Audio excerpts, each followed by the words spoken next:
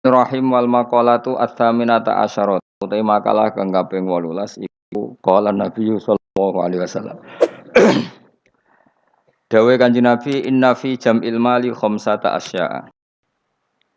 Inna mali sak temene ing pola donya khamsata asya'a ana 5 pira-pira perkara. Ati sing pira-pira sifat al-madhmum kang den wada utawa kang hina. Ada 5 bagi orang yang mengumpulkan harta. Siji al-anak iku repot. Di manane anak repot. Ayu dilata tegese dadi ino. Wa husul al masyaqqati lan hasile kerepotan. Fi jamihi ing dalam ngumpulno donya.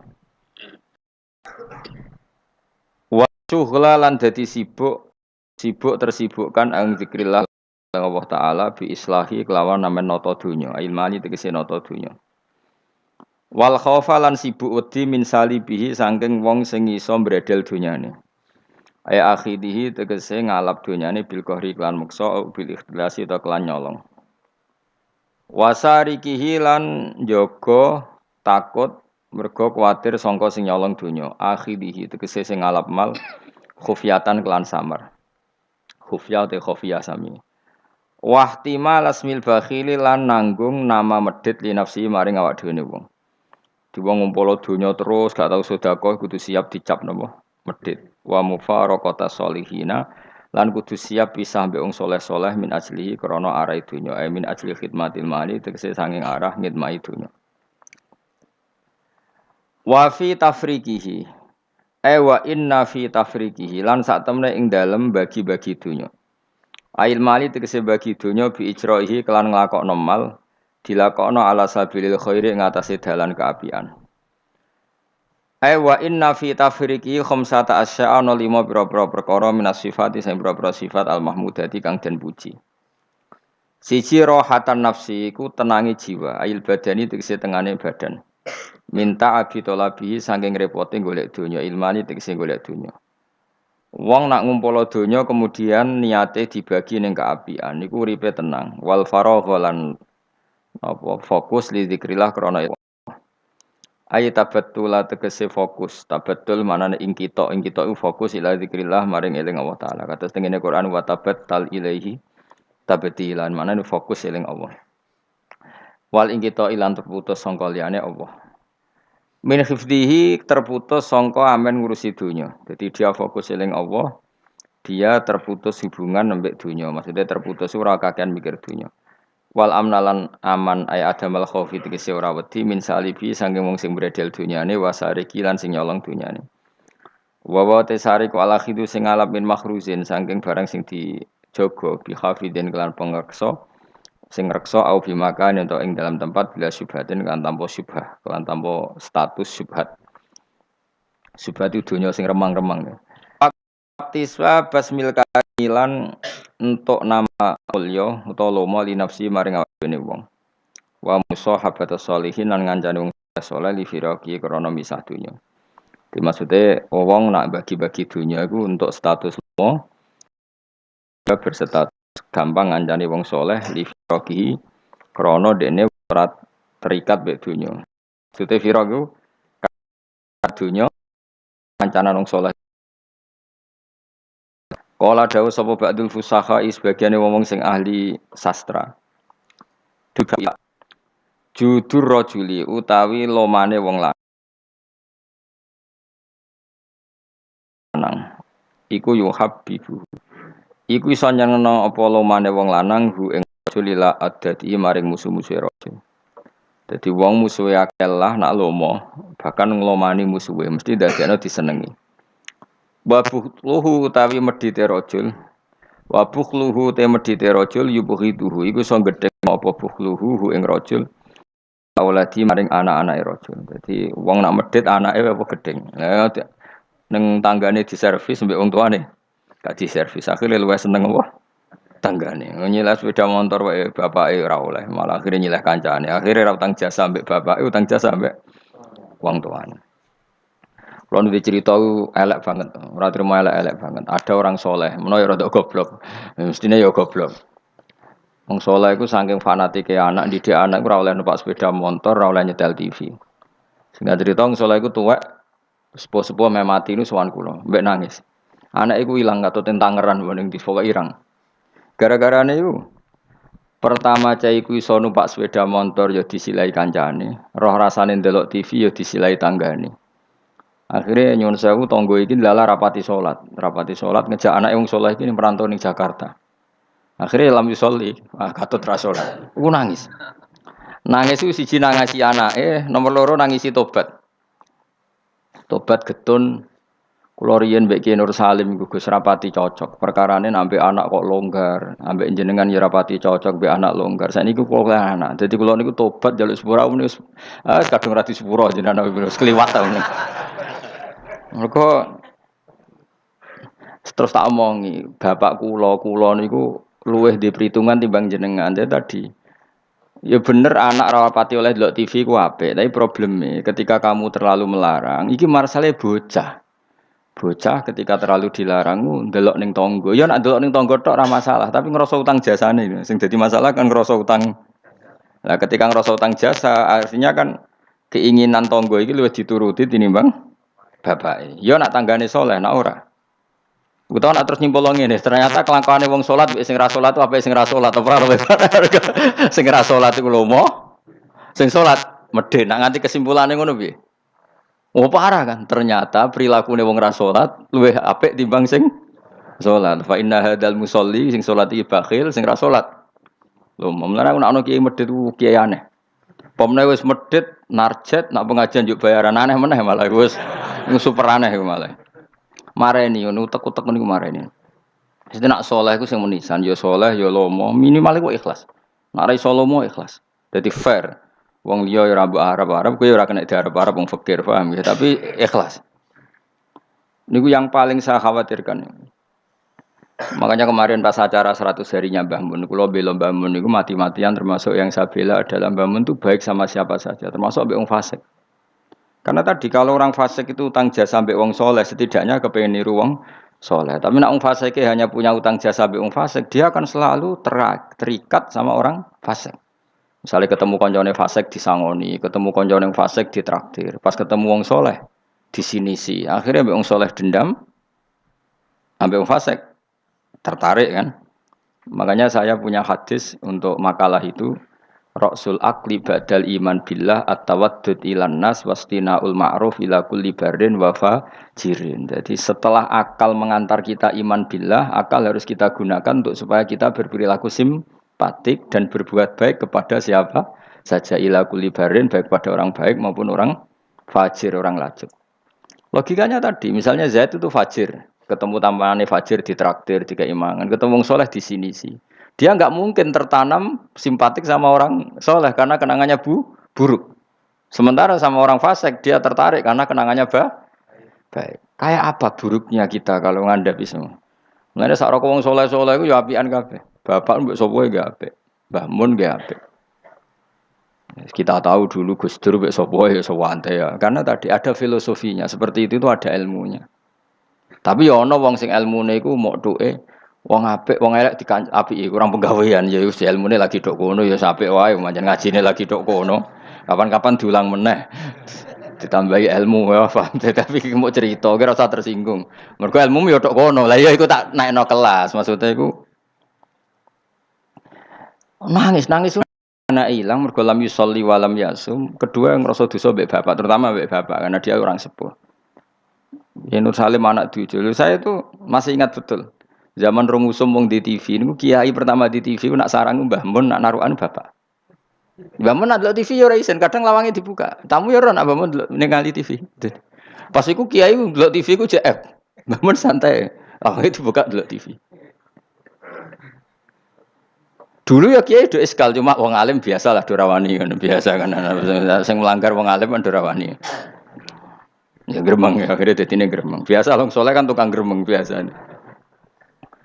Tapi orang itu akhirnya sadar karena tadi dia gak diperhitungkan. Ini bocah itu ya selawase bocah. Ketika dikekang delok TV ini wong tuane malah delok ning tonggo. Yang parah adalah dia merasa utang jasa ya mbek tonggo. Pertama numpak sepeda motor ya disilai temannya. Akhirnya koncone iku wayahe umur kerja katut. Karena di rumahnya dia koyo neraka, ora tau dikek dhuwit sebelah ikon ngaji.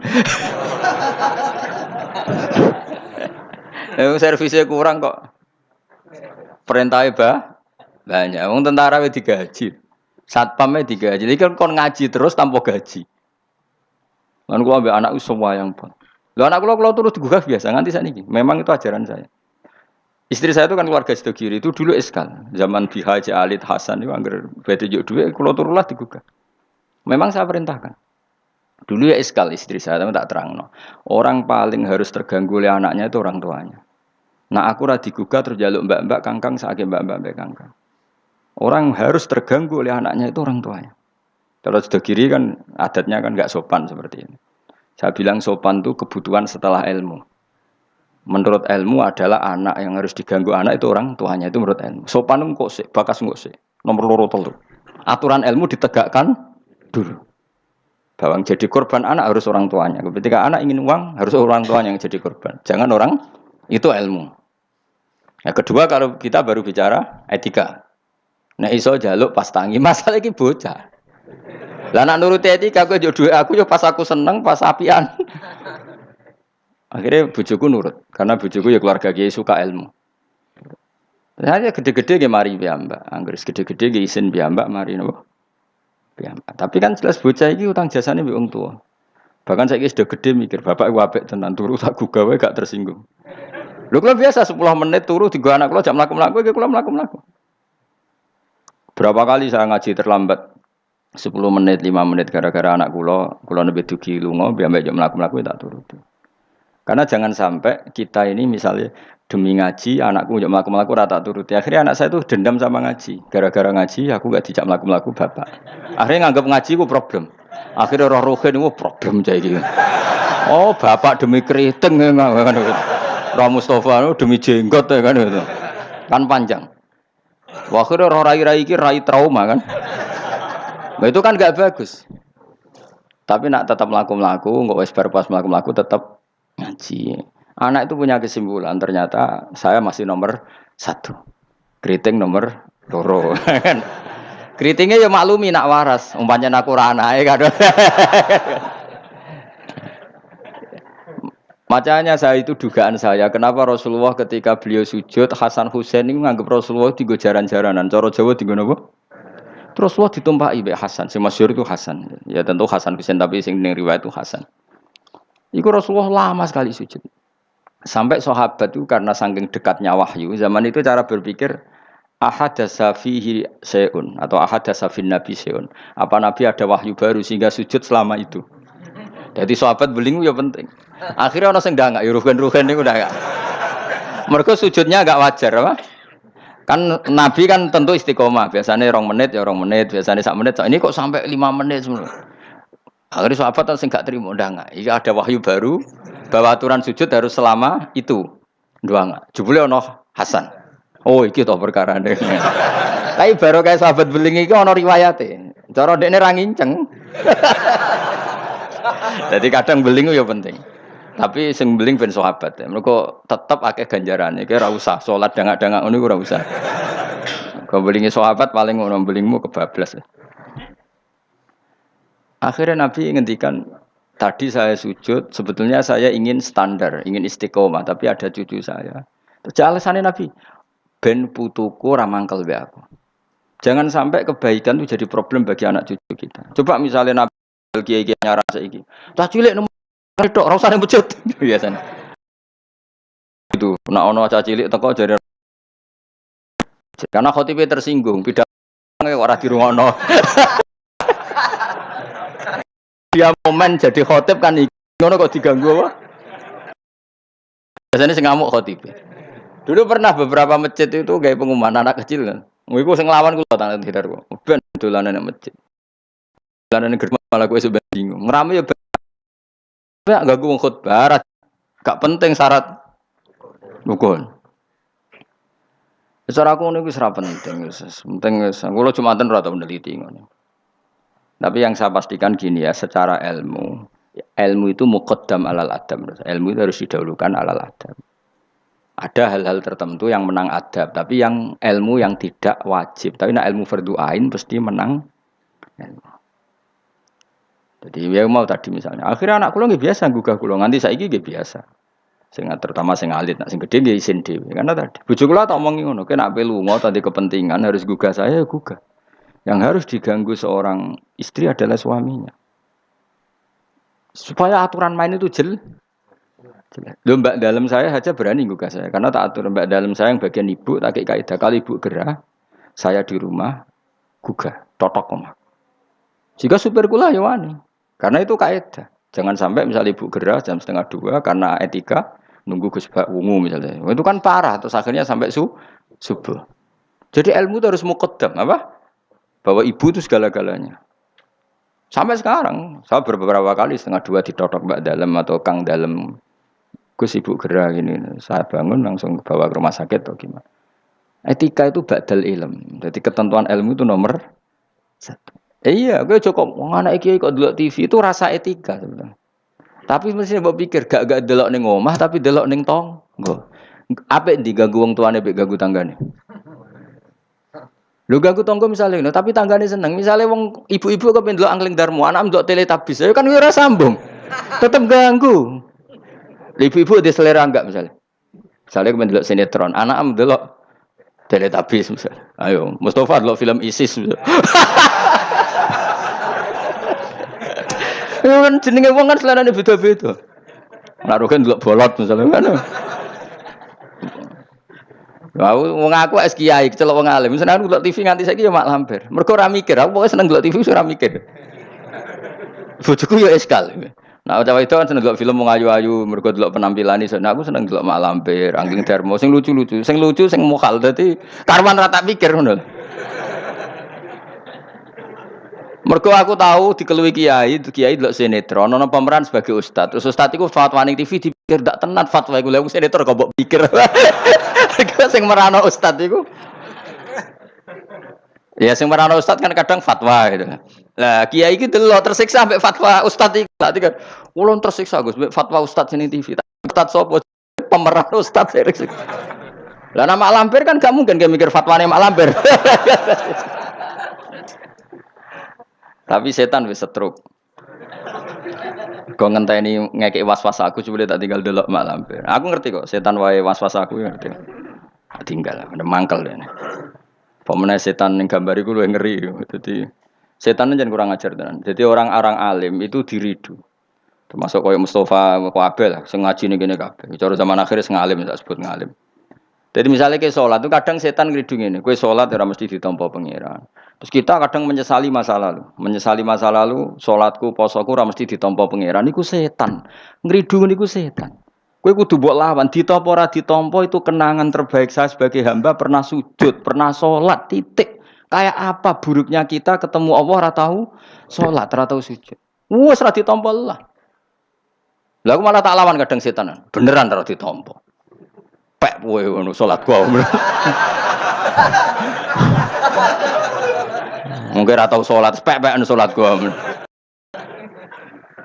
Karena setan mau kepingine supaya orang menyesali atas kesalahan di masa lalu. Kayak apa? Lu tahu soleh kok getun. Tugale kok ngene lho contoh ning fisik, aku ngrumat cah yatim secara ikhlas. Mulai cilik bareng gede kuliah dadi wong lali aku. Bareng lali aku terus aku getun ngrumat cah iku ternyata gak bales jasa. Lu kamu ngrumat dia secara ikhlas itu dadekno ana wa kafilul yatim kahateni fil jannah. Kok malah kowe saiki dadi murahan arep-arep dibales jasa hanya karena tamak kamu, anak yang kamu rumat sekarang jadi menteri misalnya. Cek goblok. Ikhlas kamu itu janjine swarga, tamak kamu iku setan. Kancanan seringnya ngono, kancanan pondok ikhlas melarat ikhlas bareng kancane sugih utang ra oleh. Udah asal dhisik kanca aku saiki kok medhit mbek aku. Itu tidak perlu seperti itu. Masa lalu kita yang ikhlas itu masa lalu yang luar biasa. Nah, tapi setan kepengen batalno ikhlas di masa lalu. Makanya di Ikhya itu setan saking kurang ajar. Ikhlas sing wis kliwat itu udah adek. Lah zaman kowe goblok kan mesti ikhlas to. Lan cara Mbah Mun guyonane santri mbek kiai iku ikhlas santri. Mergo santri iku nyucup kiai sapa ikhlas. Bareng dadi kiai pikir-pikir ni rival ini ora kan. Dise asal kiai dicucup zaman santri yo to. Bareng dadi kiai, kirifal, iki rapati alim gitu. Ikhlas dia ya. Kelakuanem lha apik endi kan. Gampangane kok angel temen nerangno. Ayo kelakuanem apik endi zaman mondok wis saiki. Ning bab iku lho. Oh ya, boleh kisah ngomong iki lho. Apik zaman mondok. Wis dadi kiai mikir kan. Mau nasro kiai politik Mustafa wah serem menarik cara dia. Jadi nah, kalau ada setan seperti itu tinggal dulu mak lampir. Lho kula lah sering diridu setan. Sampai kadang kula saking ekstrim ya, meneh nek kuwetan sing ngandani. Umpama Jibril ngandani aku, nek aku ahli neraka, iku tetep aku sujud mbek pangeran. Mergo kelazimane kawula iku ya sujud mbek pangeran. Titik. Meskipun Jibril ora ngalah ngabari ngono, iku ora kowe ya. Cuma nggo nglawan setan harus pakai nama besar.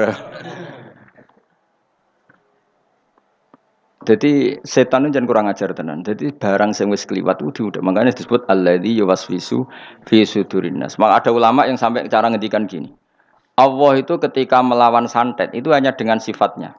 Qul a'udzu birabbil falaq hanya dengan sifat satu, birabbil falaq. Langsung min syarri ma khalaq wa min syarri ghasikin idza waqab wa min syarri nafatsati fil 'uqad. Jadi untuk melawan santet Allah itu hanya menceritakan satu sifat kedikjayaannya yaitu birabbil falaq. Tapi ketika Allah untuk melawan waswas itu Allah cerita tiga sifatnya. Qul a'udzu birabbin nas, malikin nas, ilahin nas, min syarril waswasil khannas. Jadi sampai Allah menceritakan tiga kekuatan sifatnya untuk melawan waswas. Itu betapa seriusnya waswas. Sampai Allah untuk melawan itu menceritakan tiga sifatnya. Karena betapa bahayanya waswas. Waswas itu apa? Alladzi waswisu fi sudurin nas. Jadi aku ini misalnya ngaji mbek Ruhin Mustafa mbek kabeh. Tak rewangi ngaji ngene ya perlakuane ngene-ngene wae iku setan kan. Mulane kita senengi terus Mustafa Bar. Senajan tahu yo ngerti arah prospek. Yo rasa nganti sok beno ya ora prospek. Kok saiki nganti sok beno ora. Lha malah bayanganku nganti ning akhirat yo ngel-ngel aku, yakin. Wong aku bayangno rai-rai ngene iki, nganti ning akhirat tuh yo. Cara aku mlebu swarga langsung mbek pangeran disalah yo hak mentalamu lho. Terus prospeknya ning ndi jajal ngajaran.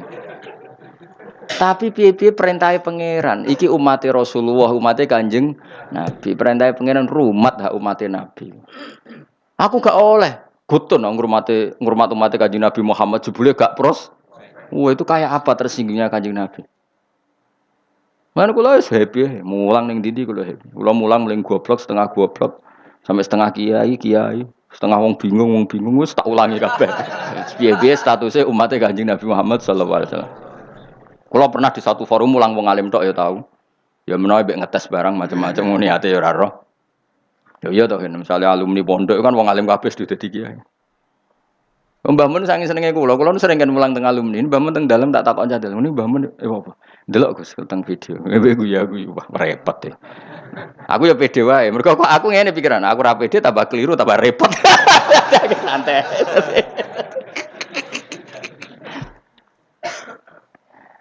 Tapi khawatir saya nanti gitu. Kowe diridu setan, mbok rewangi ngono, cayatemu cilike mbok rumat. Saiki sugih ya lali kowe. Iku riduane kose. Mestinya mbok jawab, itu kenangan terbaik saya tahu derekno perintah Rasulullah sallallahu alaihi wasallam kon rumat cah yatim. Lah arep-arep dibales jasa iku keinginane setan. Jadi rumat cah yatim ki nuruti perintah Rasulullah, tomak iku perintah setan. Berarti setan harus kamu lawan. Iku min syarril waswasil khannas. Jadi sudah. Malah cara aku beneran, cara aku dadi wali. Menawa ya wali menawa. Pokoke cara aku nganggo pikiran wali lah ben berapati dihasuti wong. Cara aku nganggo pikirane wali, ngrumat Mustafa Ruhin dadi sugih lali aku malah seneng. Ben ganjaranku utuh. Nak diwales dadak kalong. Nggih mboten cara aku nganggo pikirane wali. Senajan to iku ora mungkin Mustafa bales aku ya ora mungkin. Umpama ya. Ujug-ujug Mustafa sugih di Ferrari. Ya mohal mestinya tapi iki umpama. Terus mending ngene, wah Gus, kula mau goblok jenengan pinter melarat jenengan sugih numpun Ferrari iki pek. Mosok wong jenggoten numpak Ferrari misalnya. Kan bid'ah. Mustafa maksudnya sing tak gojok Mustafa. Ora wong jenggoten liyane ora Mustafa. Tetep aku cara nganggo pikiran wali gak seneng. Gak senengku kuwatirku iku dadi walese ngumulangku selama ini. Tidak Mustafa atau lali numpak Ferrari ngwalor ngidul lali aku kan malah apik. Malah apik perkarane aku ora diwales. Cuma aku ya ndonga muga-muga gelem ngaji meneh. Saiki malah kok malah ngegang ning mall numpak Ferrari. Senajan itu mokal ke bayangno ora mokal. Wong jegoten khusuk ngene terus ngono, mukhal gak? Tapi tetep mungkin lho pangeran. Tapi nek iso ya aja. Wis khusuk ngene kok. Aja Mas. Lho kan nek gelem tak dongakno, dongaku. Dongaku mandi, yakin mandi. Pokoke aku donga sing aneh-aneh ku mandi mesti. Gelem ora? Nek gelem tak dongakno saiki. Mosok sampeyan akeh ngamini gak mandi.